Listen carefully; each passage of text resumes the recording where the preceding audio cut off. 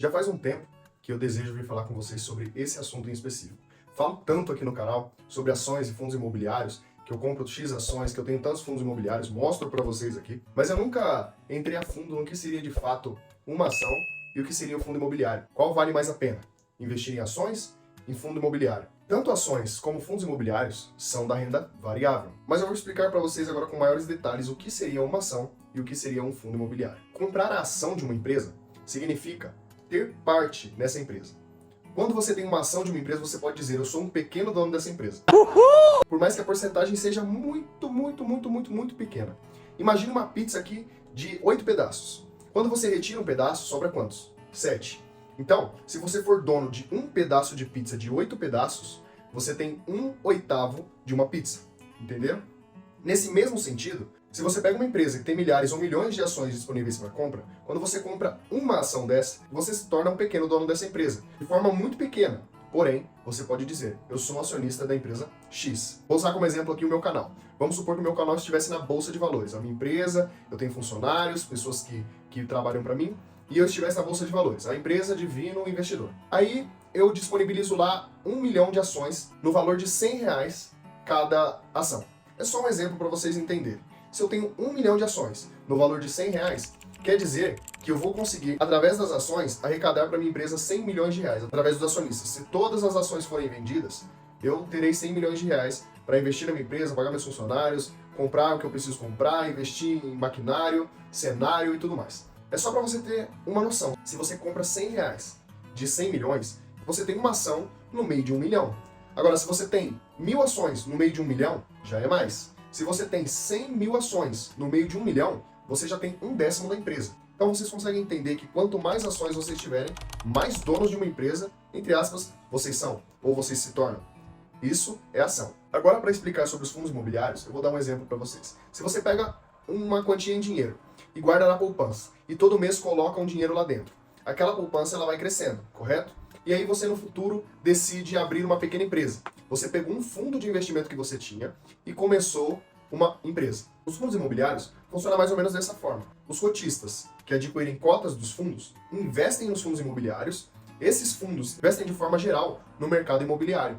Aí você pode pensar, existem fundos de fundos que investem em outros fundos imobiliários, existem fundos de tijolo, existe fundo logístico, existem fundos de renda, existem fundos de papel, entre outros. E quanto mais fundos imobiliários você tiver, da mesma forma que as ações, você receberá mais dividendos. Mas existe sempre um porém. As ações, elas não pagam com tanta frequência como os fundos imobiliários, até porque elas não são obrigadas a pagar. Mas os fundos imobiliários têm uma obrigação sobre eles, de pagar 95% dos seus lucros mensais para os cotistas. A obrigação deles pagarem é dos lucros mensais, porém, eles não pagam todos de forma mensal. Sua grande maioria, sim. Cerca de 95% dos fundos imobiliários pagam todos os meses, porém, não são todos.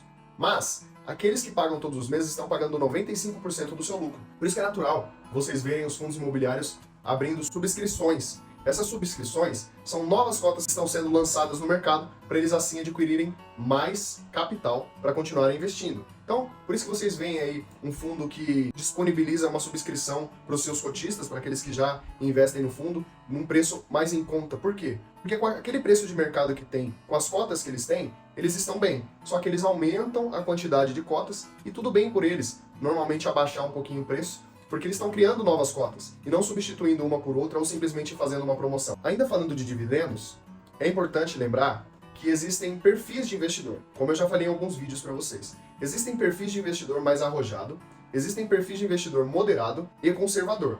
Normalmente, as pessoas que têm um perfil mais conservador e resolvem se arriscar na renda variável, não vão direto para ações, não vão direto para fundos imobiliários de papel, vão normalmente para fundos imobiliários de tijolo ou logístico, que são aqueles que normalmente, nem sempre, mas normalmente são os mais seguros que a gente encontra dentro dessa parte de fundos imobiliários. Tá? Então, o que eu estou dizendo aqui para vocês não é que há segurança em todos os fundos de tijolo e em todos os fundos logísticos. O que eu estou dizendo é que a segurança normalmente desse ativo é maior, porque de fato eles têm um imóvel, principalmente o fundo de tijolo. Ele já tem um imóvel físico e se por acaso acontecer alguma coisa, uma inadimplência, alguém não pagar, em último caso ele pode vender esse imóvel e o lucro, como eu disse para vocês, o 95% de lucro vem para os cotistas. Por isso é bem natural, se você olhar em um fundo logístico como a HGLG11, ele pagar um valor alto num mês, fica 7 meses, 6 meses pagando o mesmo valor. Depois paga um outro valor alto e depois volta a pagar o mesmo valor, porque normalmente eles venderam algum tipo de imóvel, alguma coisa aconteceu, ele recebeu algo atrasado e consegue repassar isso para os cotistas. Mas normalmente os fundos de tijolo e logístico,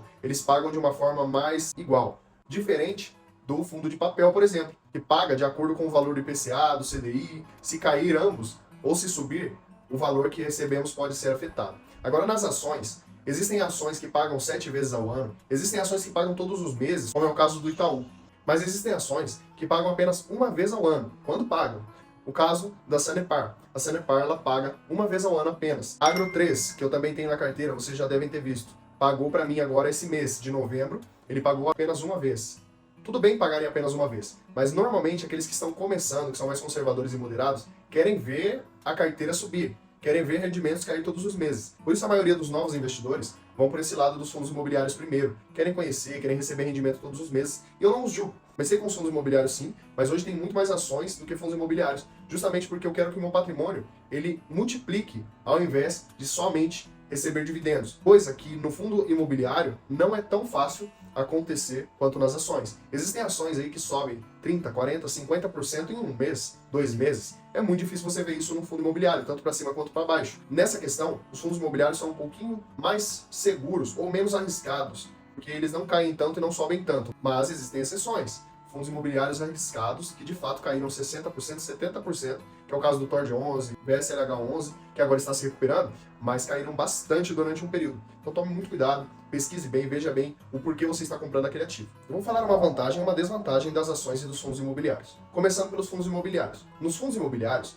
tem uma vantagem que é muito grande, que é o que normalmente as pessoas visam quando compram fundos imobiliários. Normalmente, por quê? Porque no início as pessoas às vezes não entendem como verificar o fundo de uma forma completa, não entendem que tem uma consulta a ser feita antes de comprar o fundo. Então as pessoas elas olham bastante para os rendimentos. Eles olham bastante para uma renda passiva mensal. Isso o fundo imobiliário ele pode oferecer para os seus cotistas. Mensalmente ele paga rendimentos para nós que investimos neles. Uma desvantagem do fundo imobiliário é que existe um gestor para esse fundo e ele toma conta de tudo o que acontece dentro dele. Então nós, como cotistas, não temos tanta autonomia quando se fala de fundos imobiliários. Essa é uma vantagem e uma desvantagem dos fundos. A vantagem de você investir em uma ação, uma boa ação, é que ela pode te trazer resultados rápidos.